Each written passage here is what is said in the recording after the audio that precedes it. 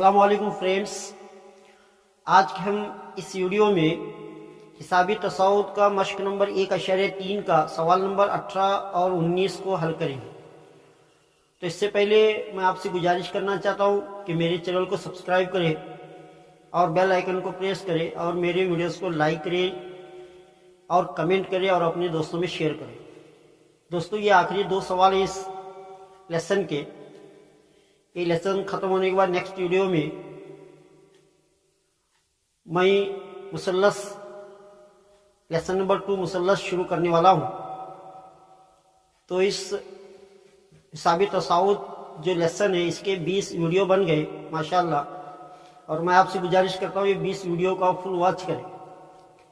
चलो शुरू करते हैं। सवाल नंबर 18, एक स्पाइरल मुसलसल निस्फ दायरों से बनाइए जिनके मराकीज मुतबादिल तौर पर ए और बी हैं। मरकज ए से शुरू करते हुए इनके निस्फ कुतर हैं 0.5 सेंटीमीटर, 1.0 सेंटीमीटर, 1.5 सेंटीमीटर, 2.0 सेंटीमीटर, जैसा कि शक्ल में दिखाया गया है। ऐसे स्पाइरल की कुल लंबाई मालूम कीजिए जो 13 लगातार निस्फ दायरों से मिलकर बना है और पाई की कीमत 22/7 मान लीजिए। एक तार से एक स्पाइरल बनाए, एक चक्रदार बनाए और इसकी कुल लंबाई कितनी है ये हमें ये पता करना है। इसकी कुल लंबाई कितनी है और बोल रहे कि ऊपर के ये जो लाइन है, लाइन के ऊपर वाले जो दायरे हैं ये निस्फ दायरे हैं। ऐसे दोनों मिलकर या नीचे भी निस्फ दायरे हैं। तो उसी तरह टोटल 13 निस्फ दायरे हैं। टोटल क्या है? 13 निस्फ दायरे हैं। यहाँ सिर्फ 2, यहाँ ऊपर 2 और नीचे 2 बताए गए हैं।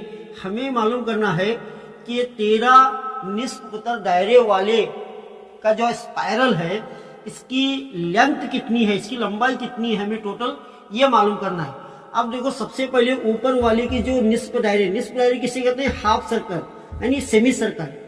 अब देखो, ये सेमी सर्कल है, एक सर्कल है, समझो एक दायरा है, इसका ऊपर वाला ये आधा 2 हिस्से करेंगे तो इसके अंदर ये आधे हिस्से को निस्फ दायरा बोलते हैं, सेमी सर्कल बोलते हैं। तो अब ये ऊपर वाले के जो निस्फ दायरे हैं इनका मरकज ये है और इसका जो निस्फ कुतर है, रेडियस जो है 0.5 सेंटीमीटर है। मान हमें इस रेडियस को R1 नाम देंगे। उसी तरह नीचे वाला जो निस्फ दायरा है इसका मरकज B है और इसका रेडियस क्या है? 1.0 सेंटीमीटर है, इसे R2 नाम देंगे। और इस निस्फ दायरे वाले का मोहित की लंबाई L1 है और इस निस्फ दायरे वाले के मोहित की लंबाई L2 है। इसी तरह ये निस्फ जो दायरा है इसका रेडियस हमें R3 नाम देंगे। इसका रेडियस है 1.5 सेंटीमीटर और इस निस्फ दायरे के मोहित की लंबाई L3 है। उसी तरह नीचे वाला जो निस्फ दायरा है जिसका मरकज B है इसका रेडियस इसे R4 नाम देंगे और इसका रेडियस 2.0 सेंटीमीटर दिया गया है और इसके मोहित का जो लंबाई है L4 है। मोहित को अंग्रेजी में सरकमफ्रेंस बोलते हैं। तो हमें कुल लंबाई मालूम करना है।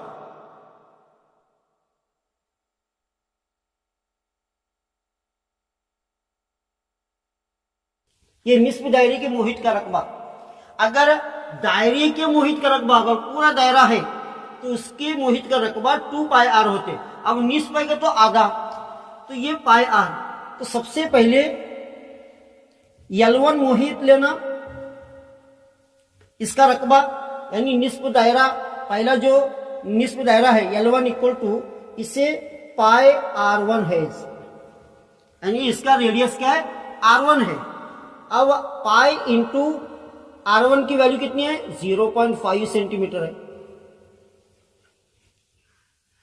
अब उसी तरह L2 ये मोहित का रकबा, इसे πr2 नाम दे। अब L2 ये इसकी रेडियस कितनी है?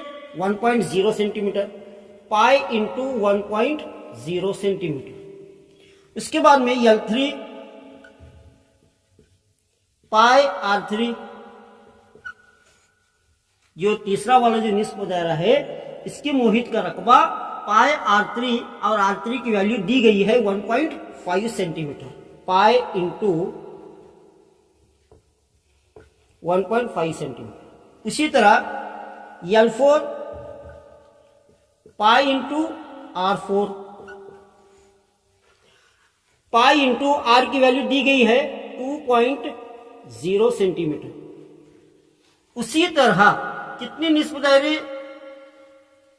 दायरे दिए गए हैं? 13। L13 equal to pi R13। तो 13वें निस्फ दायरे का जो रेडियस होगा वो R13 होगा। अब देखो 1 को 2 से डिवाइड करें 0.5 आया, 2 को 2 से डिवाइड करें 1.0 आया, 3 को 2 से डिवाइड करें 1.5 सेंटीमीटर आया, और 4 को 2 से डिवाइड करें 2.0 आया। तो उसी तरह 13 को अगर 2 से डिवाइड करेंगे पाई इंटू 6.5 सेंटीमीटर। 13 को 2 से डिवाइड करके देखो। अब हमें हासिल हुआ, इसे ऐसा लिखेंगे 0.5 पाई, ये 1.0 पाई, ये हुआ 1.5 पाई, इसी तरह 2.0 पाई,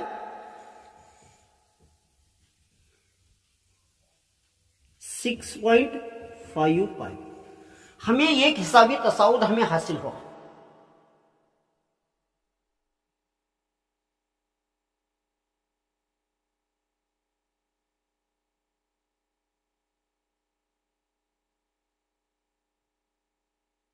अब देखो इस हिसाबी तसाउद के अंदर पहला रुकन 0.5 पाई है, उसी तरह डी कितना आता है? अगर 1.0 में से 0.5 पाई निकालेंगे तो कितने बचे? 0.5 पाई बचे। और आखिरी रुकन दिया गया है,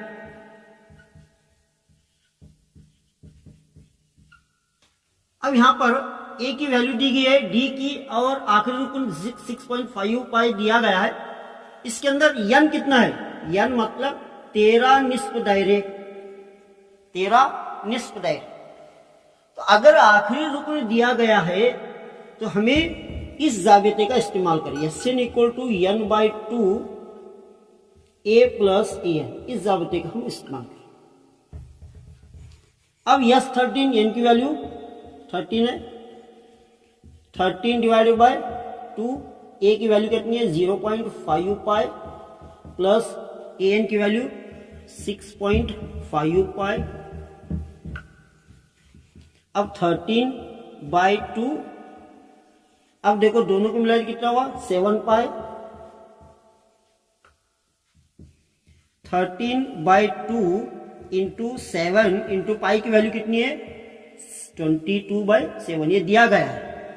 अब ये 7 कैंसिल हुआ, 2 1 2 2 11। अब बचे 13 और 11, 13 और 11 को जरब दो, जरब देंगे तो कितना आएगा? 143। तो मतलब इस स्पाइरल को बनाने के लिए 143 सेंटीमीटर तार की जरूरत है। मतलब इस 13 निस्फ दायरे वाले स्पाइरल की जो लंबाई है 143 सेंटीमीटर है। अब 19वां हिसाब क्या है? 200 लकड़ी के लट्टे, यानी लॉग्स, जो लकड़ी के अभी खड बोलते हैं, लकड़ी के बड़े बड़े लॉग्स हैं, लट्टे हैं। 200 लकड़ी के लट्टे मुतज़लज़ल तरीके से इकट्ठा किए गए। सबसे निचली कतार में 20 लट्टे, इससे अगली कतार में 19 और 18, इससे अगली कतार में, और उसी तरह से आगे भी। कितनी कतारों में 200 लट्ठों को दिखाया गया और सबसे ऊपर की कतार में कितने लट्टे होंगे? अब हिसाब के अंदर क्या है, ये 200 लट्टे हमें दिए गए हैं और उसे इस तरह रखा गया है कि पहली कतार में, नीचे की पहली कतार में 20 लट्टे हैं। आप उस शक्ल को क्या अपनी किताब में देखो। उसके बाद में ऊपर के कतार में 19 लट्टे हैं, फिर उसके ऊपर की कतार में 18 लट्टे हैं। तो मतलब उसी तरह आखिरी कतार में कितने लट्टे होंगे, आखिरी कतार में कितने लट्टे होंगे और कतारें कितनी होंगी, कतारें कितनी होंगी। और आपको दिया गया है 200 लट्टे। तो चलो शुरू करते हैं।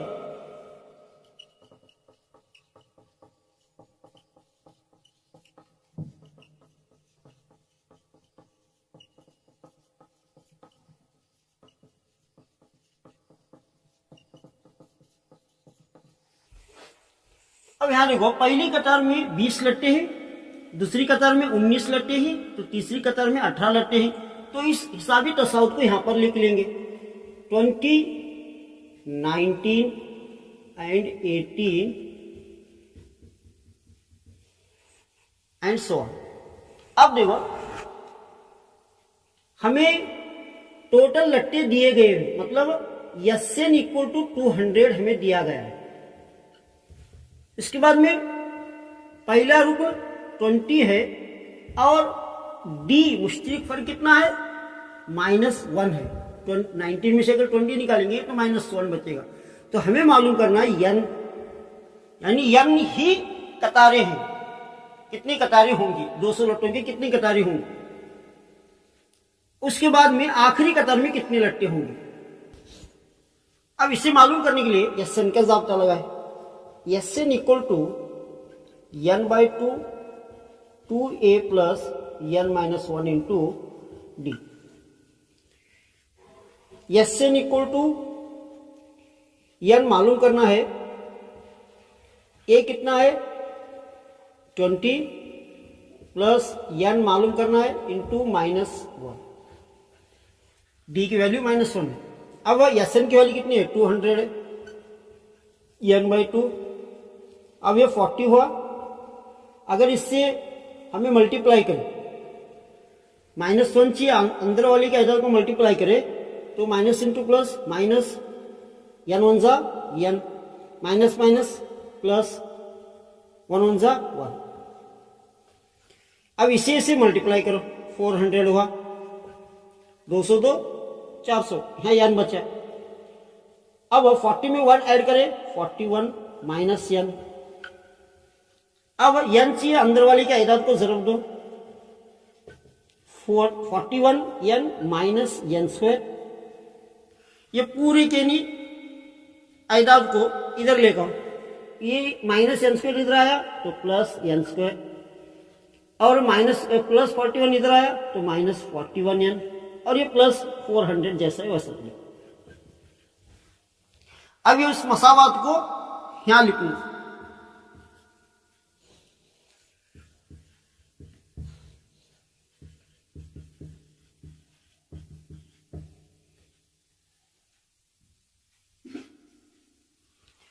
अब ये जो मसावत हमें हासिल हुई, अलजेब्राई मसावत जो हमें हासिल हुई, इसके अज्जा ज़रबी हमें मालूम करना, इसे फैक्टराइज करना। कैसा करना, 400 को ऐसा स्प्लिट करना कि ज़रब देने पर 400 आना और जमा या नफी करने पर -41 आना, ऐसा। अब देखो, इसे तकसीम करें, 400 को 2 से तकसीम करें, 400 को 2 से तकसीम करें, 200 को फिर 2 से तकसीम करें, 100 को 2 से तकसीम करें, 50 को 2 से तकसीम करें, 25। अब 25 2 से नहीं जाता तो 5 ही जाते, 5 5 25, फिर 5 कहीं नहीं 5 ही। तो अब देखो, 5 5 25, 2 2 4, 4 2 8, 8 2 16 इंटू 16। अब दोनों को जरब दे, 25 और 16 को जरब दे, 400 आया। अब हमें -41 की जरूरत है, इसे भी माइनस रखेंगे और इसे भी माइनस रखेंगे। दोनों -25 और -16 को अगर मिलाएंगे तो -41 हमें हासिल होगा, और दोनों को जरब देंगे तो प्लस 400 होगा। और इन्हीं जो आदाद को 41 के प्लेस में हमें रखना है, n² -25n -16n प्लस 400।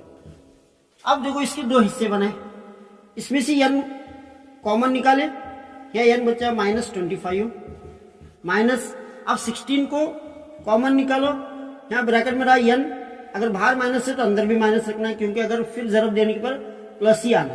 अगर 400 को 16 से तकसीम करेंगे 25 आएगा इक्वल टू 0। अभी पूरी मसावत में n -25 और बचा हमें n -16 इक्वल टू 0। अब इन दोनों ब्रैकेट को 0 के लिए हल करना, n -25 equal to 0, n -16 equal to 0। अब n इक्वल टू 25 और n इक्वल टू 16। अब देखो हमें दो वैल्यूज मिले, एक n की कीमत 25 और एक n की कीमत 16। तो दोनों वैल्यूज पॉसिबल नहीं हो सकती, कोई एक कहीं वैल्यू है जो इसका आंसर है, या तो 25 है या तो 16 है। तो चलो हम किस तरह पता करें कि ये कौन सी वैल्यू इसके लिए सुटेबल है, यानी इसका आंसर कहीं हो सकते हैं। an का जाब्ता लगाए, an equal to a plus n minus 1 into d. अब सबसे पहले a16 को डालें, a16 इक्वल टू a कितना है 20 है, प्लस n कितना है 16 है, माइनस 1 इंटू डी कितना है -1 है। a16 इक्वल टू 20 प्लस, अब देखो 16 में से 1 लेस करें 15 into -1। a16 equal to 20 plus into minus, minus 15 1 जा 15, 20 में से अगर 15 को लेस करें तो 5, तो a16 की वैल्यू आई 5। एक फॉर, तो अब इसको पता करेंगे, फिर से जाब्ता रखो an equal to a plus n minus 1 into d. a 25 डालो, a की वैल्यू 20 है और n की वैल्यू 25 है, -1 और d -1 है। 20 प्लस, अगर 25 में से -1 लेस करे 24 इंटू -1। अब देखो प्लस इंटू माइनस, माइनस 24 1 जा 24। अब -24 में से 20 निकाले -4। तो मतलब ये जो -4 आया ये नहीं हो सकता, क्योंकि तादाद कभी भी नेगेटिव नहीं रहती। तो मतलब इसका जो करेक्ट आंसर है ये है a16 इक्वल टू 5। तो मतलब इसकी वो 200 लट्ठे जो दिए गए हैं, जिसे हम इस तरतीब में रखा गया है, 20 पहली कतार में, दूसरी कतार में 19 और तीसरी कतार में 18 करते करते 16 कतारें होंगी और आखिरी कतार पर, टॉप पर जो कतार होगी उसके अंदर 5 लट्ठे होंगे।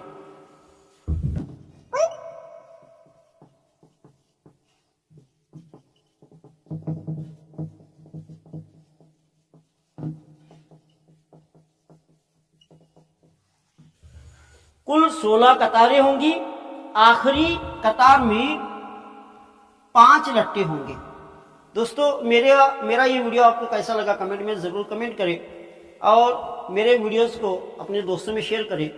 दोस्तों ये लेसन तो खत्म हुआ, इंशाल्लाह अगला लेसन मुसल्लस, वो अगले वीडियो में मैं आप बेसिक से शुरू करूंगा कि मुसल्लस क्या है, उसकी खुसूसियात क्या है और मुसल्लस के अक़साम क्या है, ज़िले के एतबार से कितने अक़साम हैं और उसके बाद में जावे के एतबार से कितने अक़साम हैं। ये सारे डिटेल्स अगले वीडियो में मैं इंशाल्लाह बनाऊंगा।